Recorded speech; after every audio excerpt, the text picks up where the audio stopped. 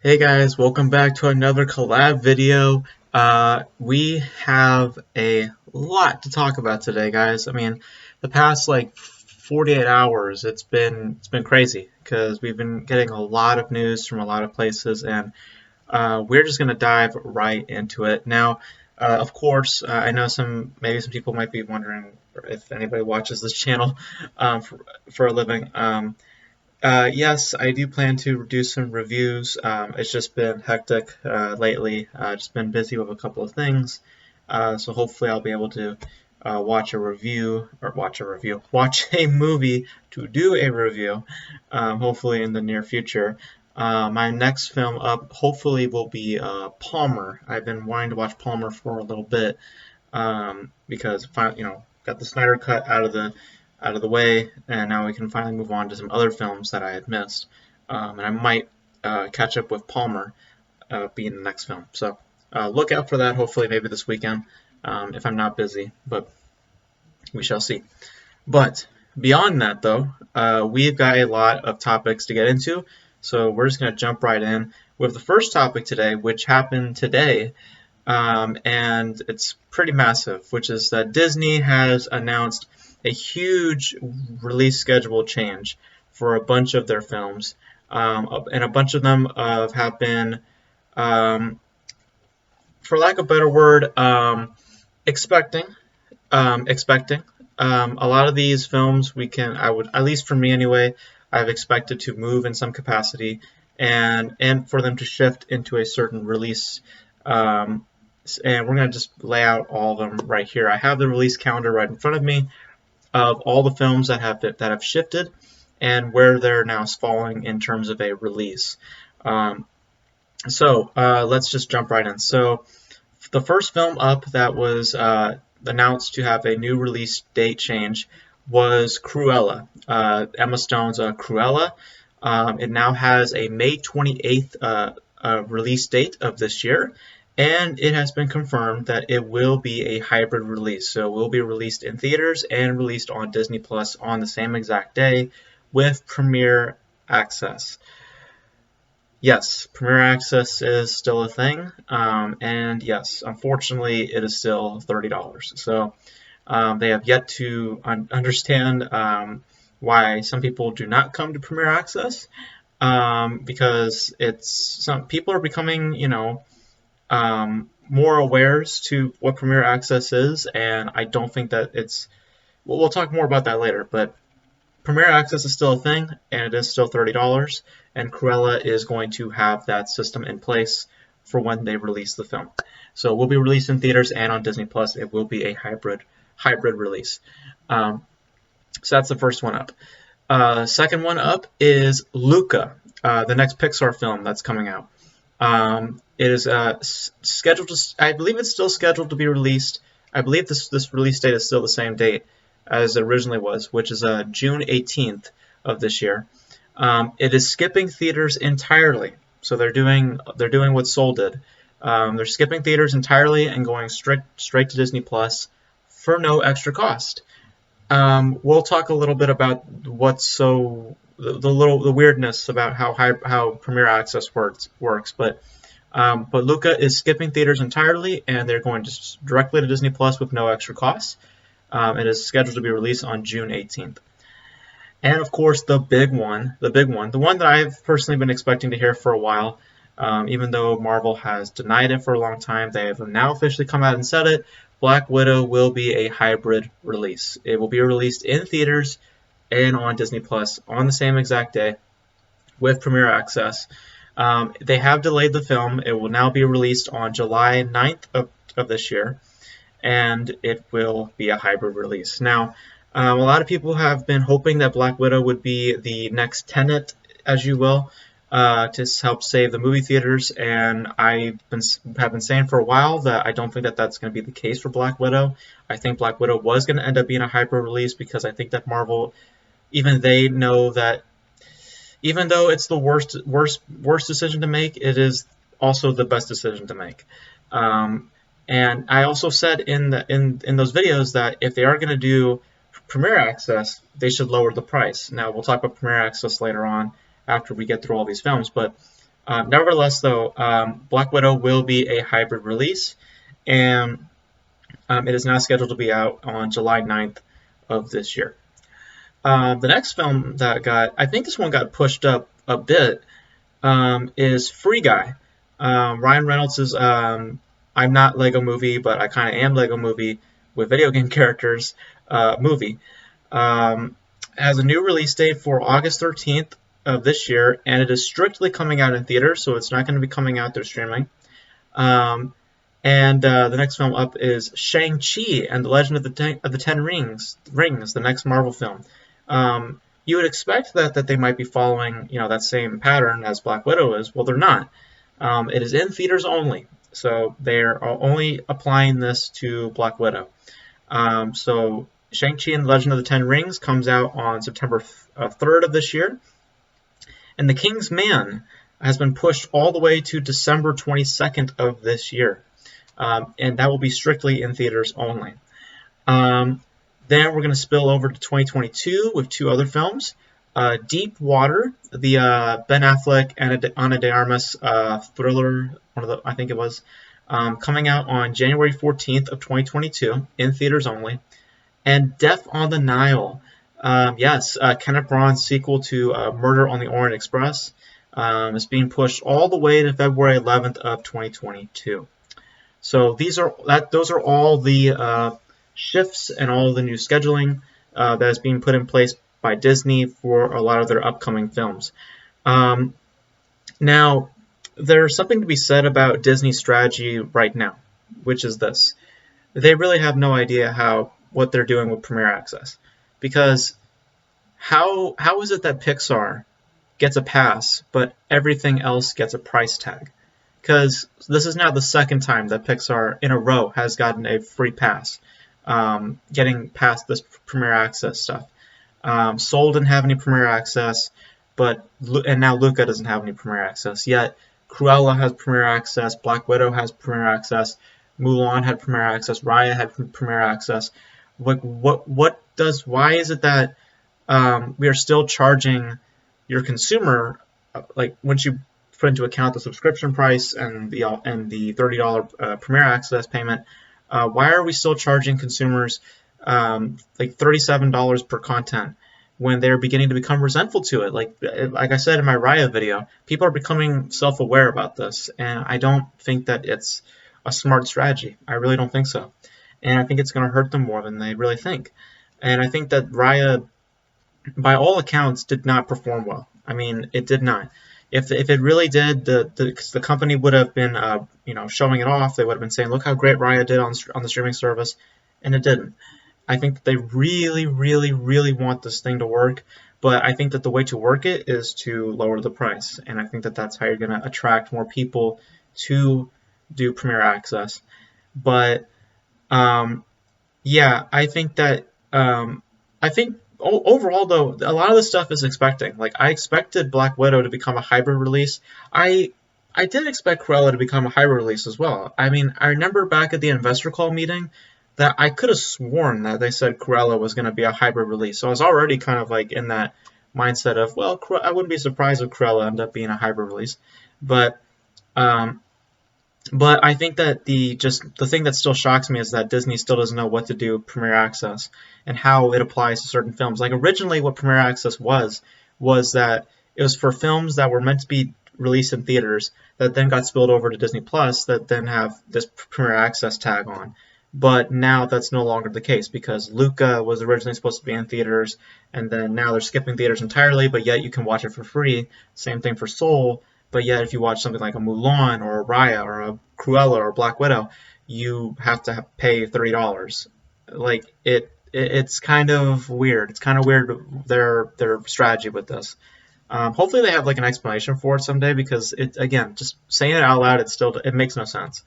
But nevertheless, though, we are getting some films on Disney Plus. So Cruella will be the first one up after Raya to have this Premier Access strategy on May 28th.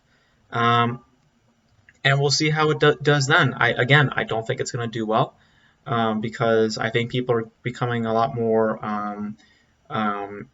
awares to the Premier Access system, and I think that, like I said, if you lower the price and you add on a bunch of other features that will compel someone to pay that premium, then I think you will have a lot more attraction and a lot more money to be made.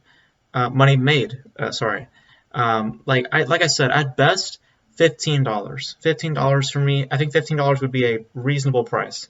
But $30 is pushing it quite a bit. Especially when you're throwing up also the subscription price as well, which is $5.99, or I think now $6.99. So yeah, like 37 something dollars to buy one of these pieces of content. It's absurd, and I think that people are going to be awares to it. And I think Cruella is going to show that through the strategy. I mean, quality-wise, we'll see, but I think we're going to see through this strategy, hopefully through it, that Disney finally understands that $30 price tag is not really the smartest way to go through this, and we need to lower the price down and just find other ways to get more people to buy into this system and to, of course, buy the film.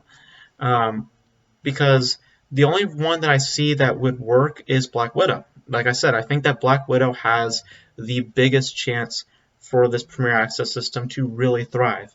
But at the same time, I don't want it to really thrive, especially if it's the $30 price tag. I want it to be lower. I want it to be, again, like $15 something would be perfect. You know, I just don't. If Black Widow proves or makes this system work under a $30 price tag, then I'm going to be upset. But if Cruella makes a flop and they make Black Widow go lower, making it like maybe 15 or 20, then and through that we see a higher success rate with Black Widow, and then moving forward they implement that same system towards their other projects, then that'd be a good thing. I just hope we don't see that $30 price tag after these two things. I really don't want to see that, because it will just prove the ignorance that Disney has with coming into the system. And I hope that they recalibrate and just really look at, you know, how this is not working for them. Because it's really not. I don't really care how many times they say it, that it works for us. Show us. Why aren't you showing us the numbers? I mean, if Wonder Woman 1984 can come out and say, oh, even though by the way that they still weren't a success, they still were willing to, you know, put out a statement saying like, look at what we did, guys. Half of our subscriber base came and saw the film. Why aren't we seeing it from Disney Plus? Why aren't we seeing it from Raya? Why aren't we seeing it from any of these other projects? Soul was on the #1 streaming charts. So I mean, that's something. You know why? Because it was free. Because it was free. You had to pay like $6 for the service, and then you go watch the film for free. So of course you're going to have a higher viewership. But with something like Raya and Last Dragon, where you have to pay like $37 to watch the film, of course it's not going to make the charts. So I'm just saying, I think Disney needs to recalibrate on this and reconfigure a lot of things about this Premier Access system. But not really a surprising thing with the whole release scheduling. But like I said, Black Widow was expecting, Cruella was becoming expecting. But also I have to say that I think that they really have no faith in Death on the Nile. They're putting it so far away on their schedule, all the way down to February 11th of 2022. I really don't think that they have faith in that project. I mean, they have more faith in Free Guy than they have in Death on the Nile. Because Free Guy is like, they're pitting it right between two Marvel films, Black Widow and Shang-Chi. So they have faith in that film that's going to make money for them. And I just think and I think honestly their thought process is honestly probably correct, because Death on the Nile, I just don't see a lot of people showing up for that film. Not because of the Armie Hammer shit that's going on, but because I just don't think that people are that interested to see a film like that right now. Free Guy is something that people will definitely see because it stars Ryan Reynolds, the video game aspects.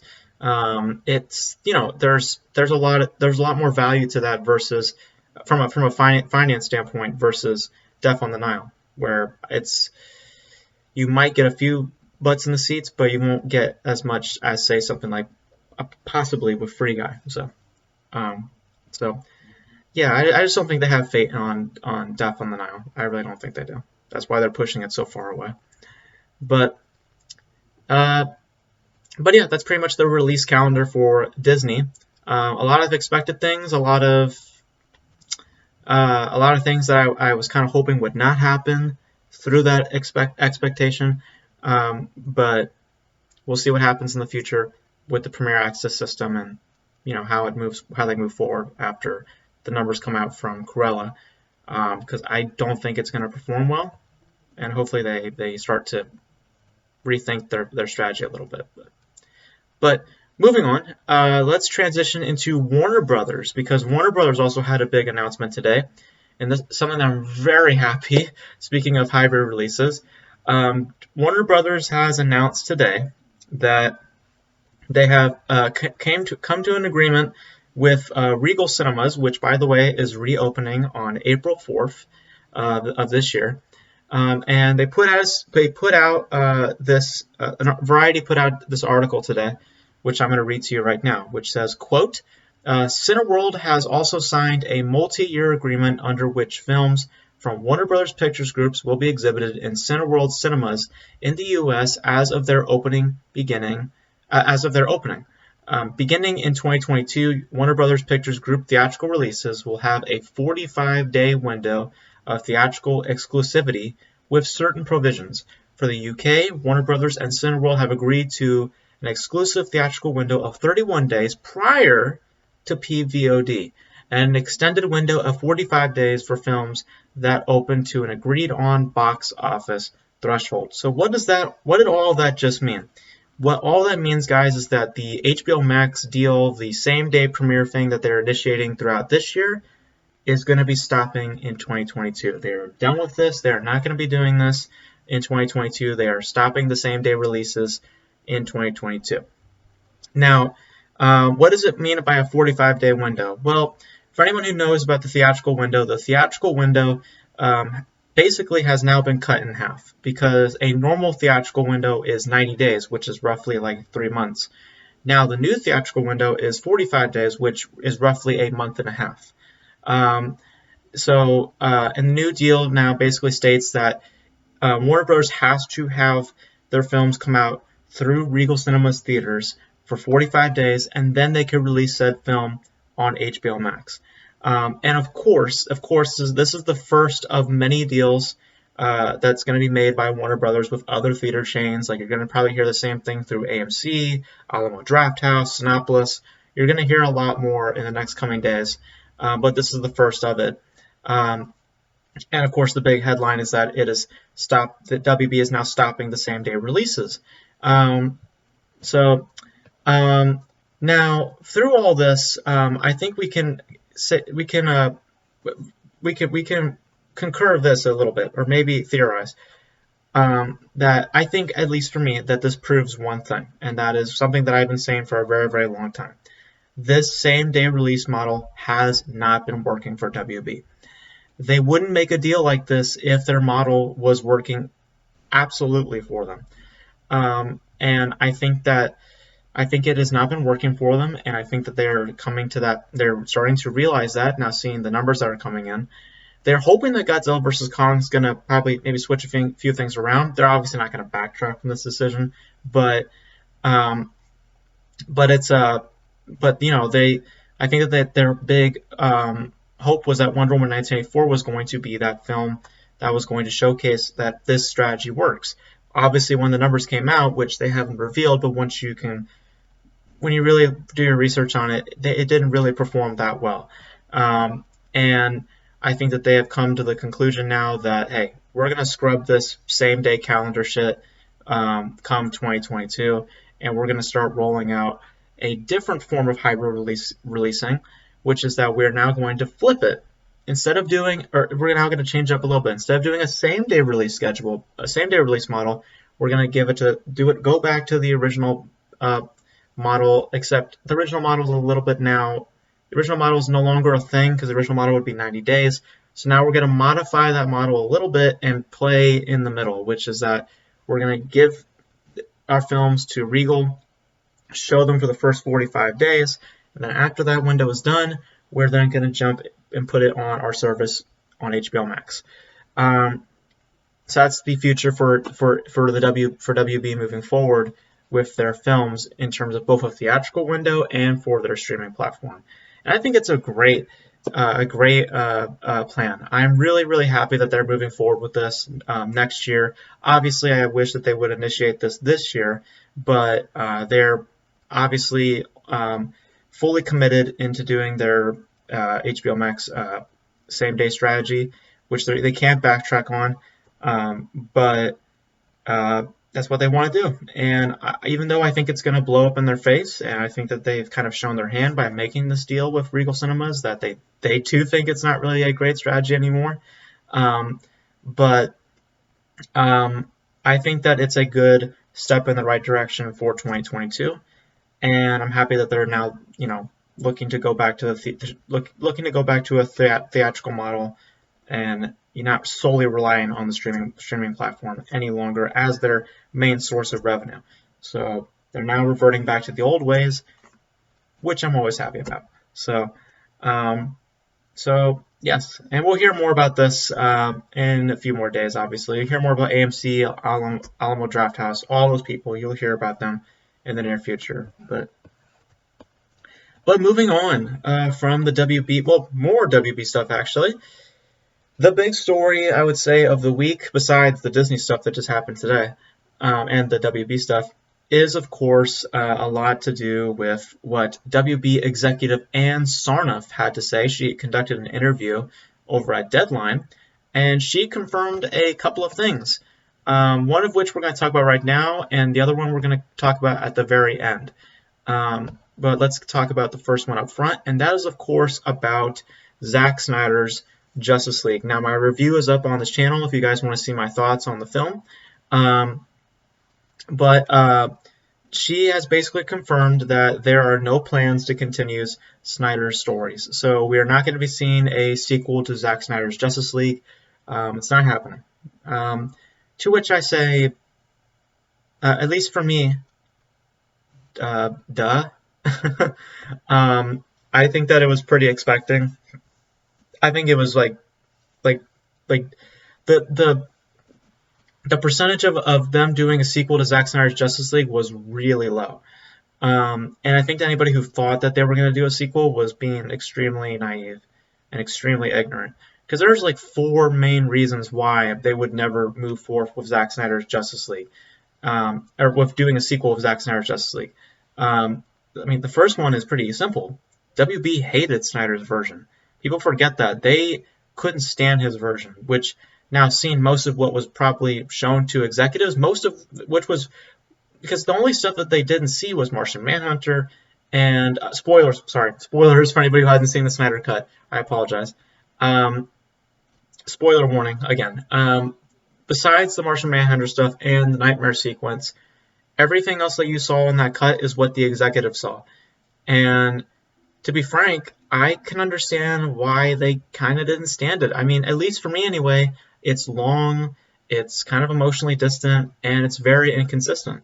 I mean, if there's any strengths to what Whedon did, he at least made a more consistent approach to the material and also a far more reasonable runtime, even though WB put out that mandate. That's why WB saw that as the better film, even though they would admit later on that they didn't really love that film to begin with. It was the better of the two evils, at least from WB's point of view. The second point, I mean, Snyder hasn't satisfied WB's expectations. People have to remember, WB wanted Batman vs. Superman to make $1 billion, and it came up short, guys. I think it was like $800 million, which is still crazy good, but it wasn't satisfying WB's expectations. The same thing was supposed to happen for Justice League. Justice League was meant to be their Avengers. It was meant to follow those same footsteps and make $1 billion, and it didn't, despite it not being Snyder's cut. And despite all that, he is the credited filmmaker at the end of the day. So that's that. There's a reason for that. And the third reason, I and this is just something that I feel is true now more than ever, now that they've admitted that they don't want to continue these stories. I think that they just wanted to get rid of Snyder's version. They saw a small financial pull for it with the fans, but they ultimately don't have any interest in marketing it or think it'll have much impact financially. I mean, they want it out so they can just move forward in their own direction and not have an anchor on them with this cut lying around. Because, which leads to my last point, WB knows they won't make money. They're not making money off this. This is completely fan driven, okay? And fans are this small compared to a general audience, because the general audience does not know this thing exists. They don't. And because that base is very, very small, despite the many times they scream online and bitch and complain, the general public does not know about its existence. They don't know the Snyder Cut exists. And frankly, they don't care once you pitch it to them. Okay? Imagine pitching a 4-hour cut to a general audience member. They're not going to show up to watch it. A 4-hour cut, mind you, of a film that you saw 3 or 4 years ago. WB knows this. They know this. So just so that we can all be on the same page, we have a cut that's not going to make them money. We have a cut that's not being marketed as much as other WB projects. I mean, shit, they're marketing Godzilla vs. Kong more than Zack Snyder's Justice League because they see this movie making a lot more money for them versus this 4-hour cut. You have a cut that the studio hates to begin with, and a cut that resides within a story that the studio overall didn't like the direction of which it was going in. Is it more clear this time, guys? It's not happening. Okay? This is their goodbye to Snyder. They even said it in the article. This is the completion of a trilogy. Okay? This is their goodbye to that story. They're saying, goodbye, Snyder. Thank you for what you did. We're now moving forward with our stories, with Aquaman 2, Shazam 2, which we'll talk about later, The Batman, all these stories. This is what we're moving on to. You can move on with Army of the Dead, right? I think it was Army of the Dead. I was thinking like Dawn of the Dead. No, Army of the Dead. And with whatever other projects you got going on, but we're doing our own thing here. You move on over here. So no, they're not doing a sequel to Zack Snyder's Justice League. And I already know what's going to happen. I already seen the hashtag Restore the Snyderverse. I swear if I hear for the next 2 or 3 years of them trying to petition, because there's no cut of this, guys. There's no cut of this. So don't try to petition a cut of this, because there's no cut of this at all. If you guys start to just go on Twitter or go on Instagram for the sequel, to reiterate, that's not going to make any money for the studio, then you're being foolish, because that's not reality. Okay, if this made a shit ton of money opening weekend, we would have seen them talking about it, but they're not, because they didn't choose to market it. They didn't choose to promote it as much. They just didn't care, guys. They just wanted to dump this on their service as a bonus.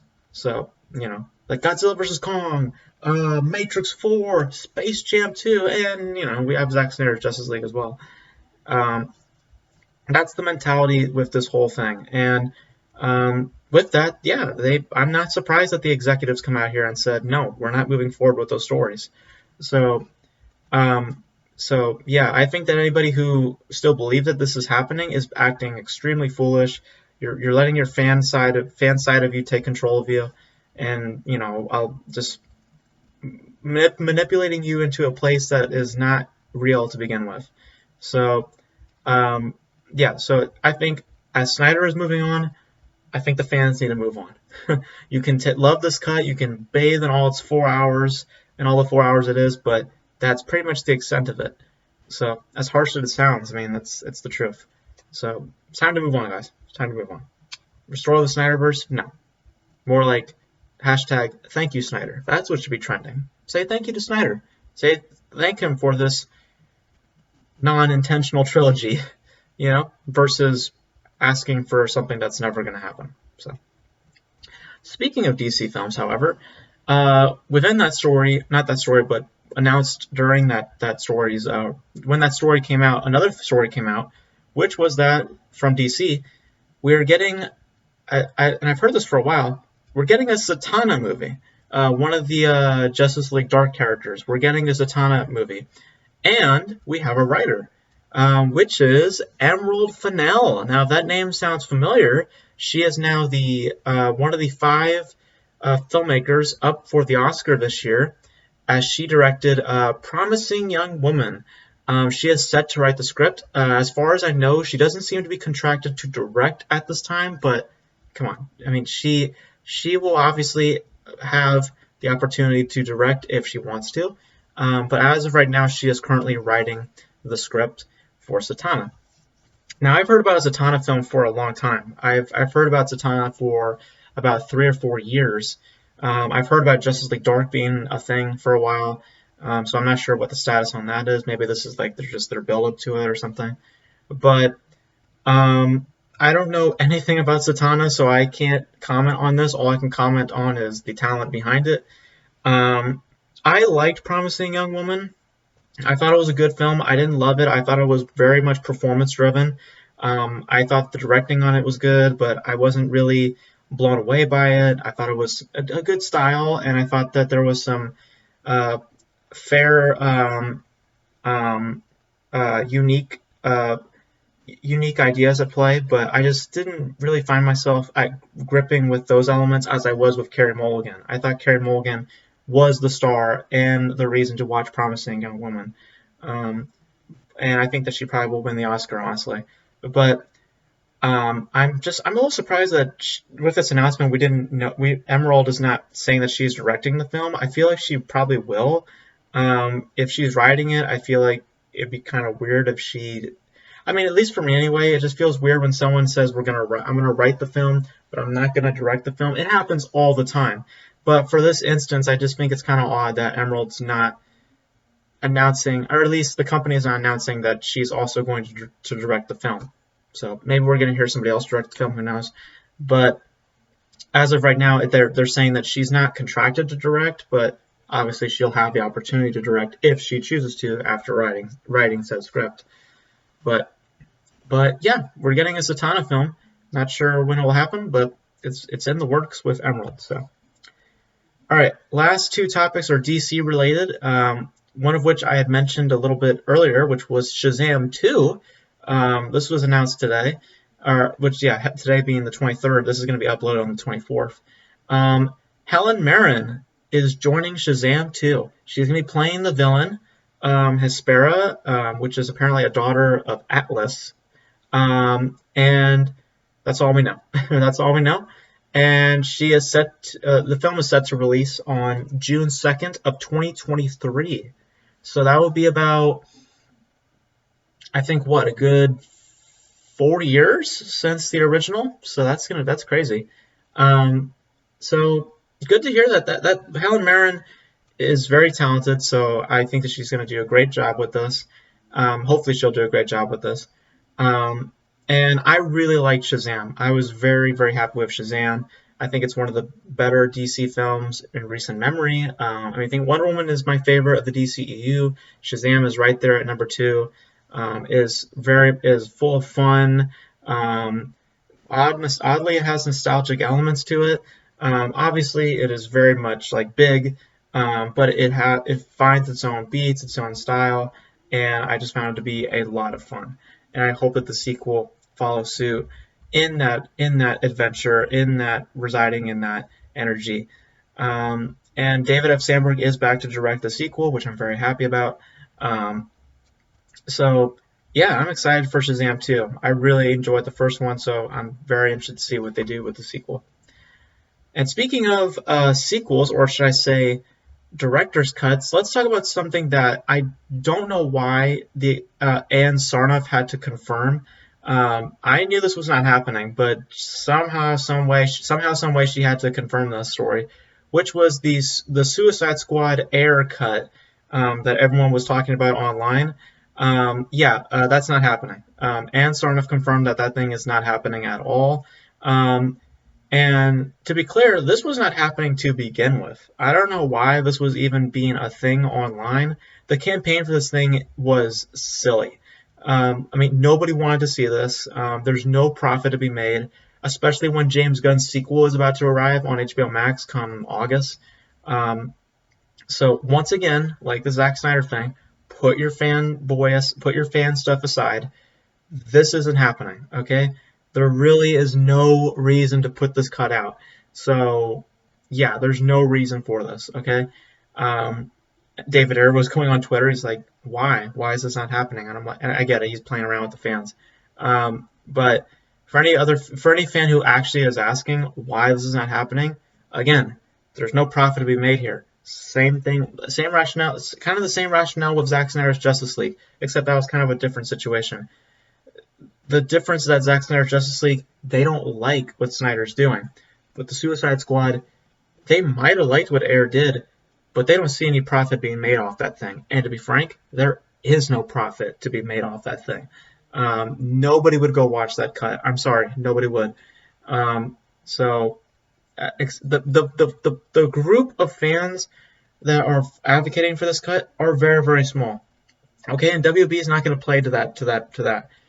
The reason why they played to that fan base for Zack Snyder Cut is, like I said, they saw a small financial opportunity, and they thought it would be a nice bonus bit to throw on HBO Max, and it was their nice way of saying goodbye to Zack Snyder, allowing him to finish his cut.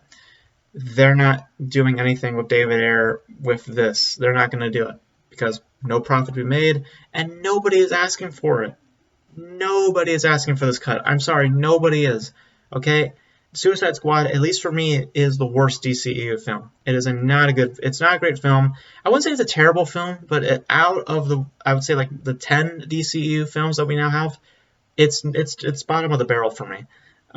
And I did not like it, and I think that just pursuing this cut, I think, is just nonsense, and I think just a dead end, and I think that it's silly that the idea of it even came up. So, yeah, so it's not happening, guys, and I don't know why she had to confirm that story, but she did. So, but that is pretty much it for today, guys. We talked about Disney. We talked about a lot about Warner Brothers and DC. You guys let me know your thoughts on all these topics, and let me know your guys' thoughts about the Premier Access strategy, the Justice League 2 stuff going on. Let me know all your thoughts, and I will hopefully get a review out possibly this weekend. Don't quote me on that, but hopefully I'll get a review out this weekend if I'm not busy. But that is pretty much it for today, guys. Let me know all your thoughts in the comments below. And remember to be safe, be protected, social distancing, wash your hands, and eventually, guys, we will get through this. We will all come out perfectly fine, and we will eventually be able to hug each other, hold each other, all that stuff, as long as we follow the rules and protocols. We'll be safe and get through this together. So be safe out there, guys, and I'll catch you guys next time. Bye.